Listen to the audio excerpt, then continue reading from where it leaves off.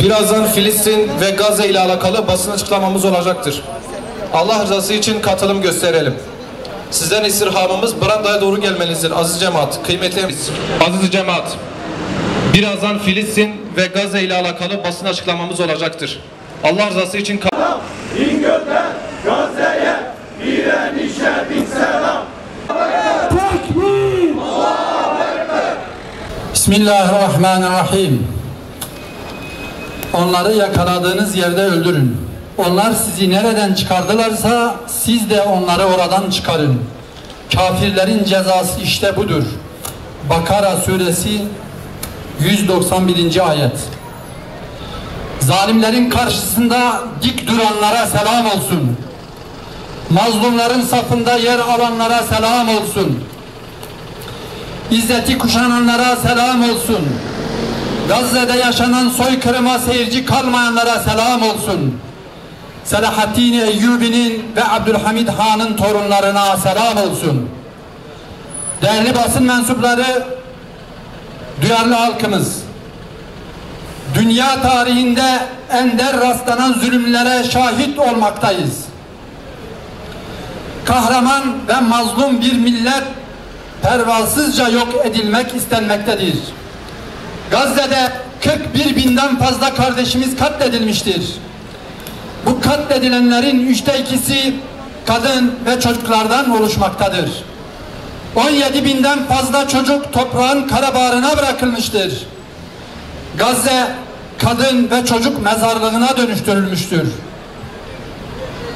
Gazze'de 350 bin konut yıkılmış, 2 milyon insan zorla yerinden edilmiştir.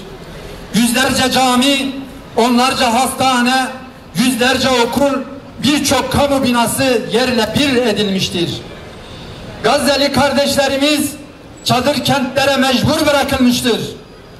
Kana, gözyaşına doymayan Siyonist rejim çadır kentlere de saldırmaktadır.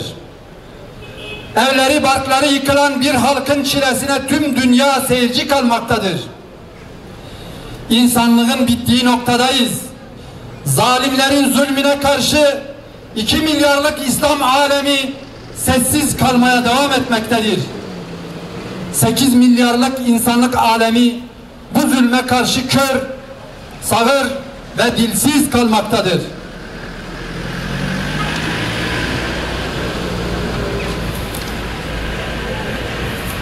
Gazze'de sınır kapıları işgal edilmiştir. İnsani kriz her geçen gün derinleşmektedir. Bir halk kıtlık, açlık, susuzluk, ilaçsızlık ve çaresizlik içerisinde yok edilmek istenmektedir. Gazze'deki su kaynaklarının %75'i, fırınların %75'i tahrip olmuştur. Sağlık merkezlerinin %95'i kısmen veya tamamen zarar görmüştür. Su kaynaklarına ulaşmak neredeyse mümkün değildir.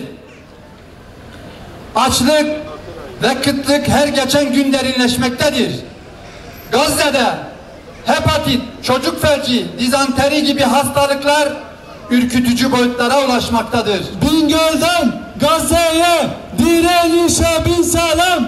Bingöl'den Gazze'ye direnişe bin selam. Bingöl'den Gazze'ye direnişe bin selam. Siyonist işgal rejimi soykırım ve işgal politikalarını Gazze dışında da sürdürmektedir. Lübnan'a yönelik sistematik saldırılar işgalin Gazze ile sınırlı kalmadığını göstermektedir. İşgal rejimi Lübnan'a yönelik saldırılarında toplu katliamlar yapmaktadır. Siyonistler Gazze'de olduğu gibi Lübnan'da da yerleşim yerlerini bombalamaktadır. Lübnan'a yapılan bu saldırı Lübnan ile sınırlı kalmayacaktır. Tüm bölge ülkeleri aynı tehlike altındadır. Türkiye, İran, Irak, Ürdün, Suriye, Mısır ve Lübnan bu tehlikeye karşı güç birliği yapmak zorundadır. Birleşmiş Milletler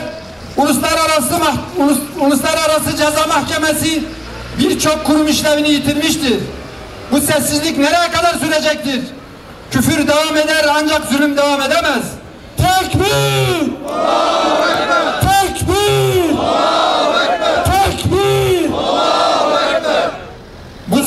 karşı bölgesel müdahale gücü oluşturulmalıdır. Siyonist işgali durduracak somut adımlar atılmalıdır.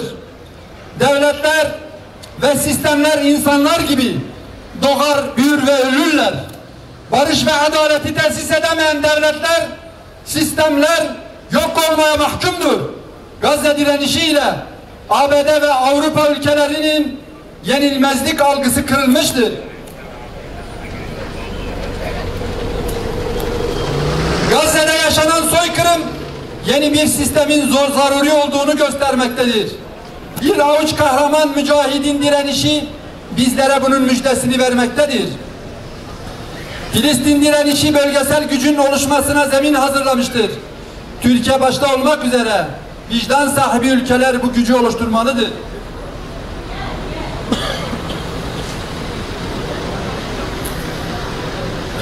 Gazze'de yaşanan soykırım 3. Dünya Savaşı'nı aratmayacak niteliktedir. 1. ve 2. Dünya Savaşı'nda kullanılmayan silahlar Gazze'de kullanılmaktadır. Gazze direnişi Siyonistlerin şahsında ABD ve Avrupa ülkelerine karşı yapılmaktadır. Bu direnişe askeri, lojistik, teknolojik destek verilmelidir. Siyonist rejim varlığına karşı Hamas'ın varlığı korunmalıdır. Gazze halkının istiklal ve istikbali gözetilmelidir. Çanakkale'de düşmana karşı savaşan Gazze halkına olan vefa borcu ödenmeli, tarihi sorumluluklar yerine getirilmelidir. Kardeş Gazze halkı ile tarihi, kültürel, vicdani ve insani gönül bağımızın olduğu unutulmamalıdır. Yaşanan zulme karşı sessiz kalınmamalıdır.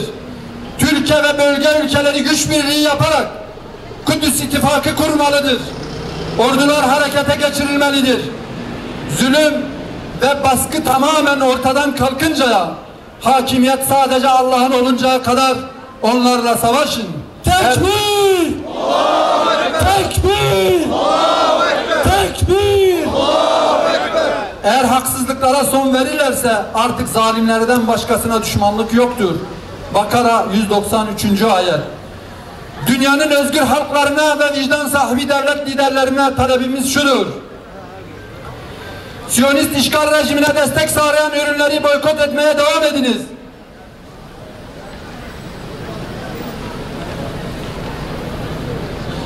Üçüncü ülkeler üzerinden Siyonist işgal rejimine petrol sevkiyatı başta olmak üzere ticaretin her türlüsünden vazgeçiniz.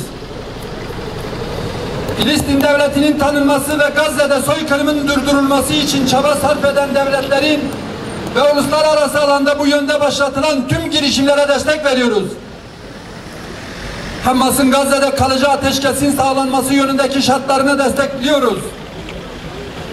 Uluslararası kararlar neticesinde Gazze'de kalıcı ateşkesin sağlanması, işgalcilerin Gazze'den çekilmesi, Gazze'nin yeniden imar edilmesi, insani yardımların ulaştırılmasına yönelik söz konusu kararların pratikte yerine getirilmesi için Siyonist Şer İttifakı'na karşı baskı yapılmasını talep ediyoruz.